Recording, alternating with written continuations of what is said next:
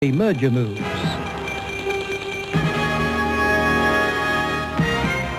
Good evening, I'm Tom Payne. Facing an uncertain future, 2 more Australian warships have left to join the blockade in the Gulf, replacing our frigates already there. For departing sailors aboard the frigate Sydney and the destroyer Brisbane, there were emotional farewells at Garden Island this morning.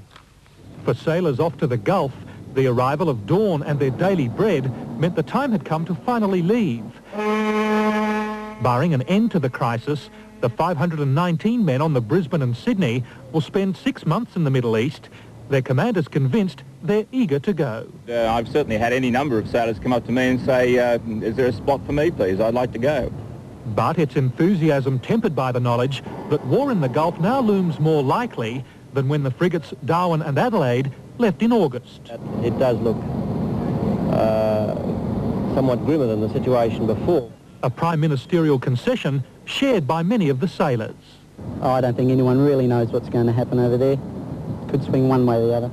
Everyone's a little bit nervous about going, but we're keen, to go and do our job. A job that demonstrators assembled outside the docks prefer left to other navies. Aussie frigates, leave them here! Aussie frigates, leave them here!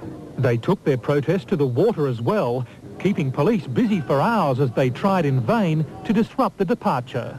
Nobody wants to go for except George Bush, Bob Hawke, Shell, Caltech. It was only a minor distraction, most sailors too preoccupied with families and loved ones to take any notice.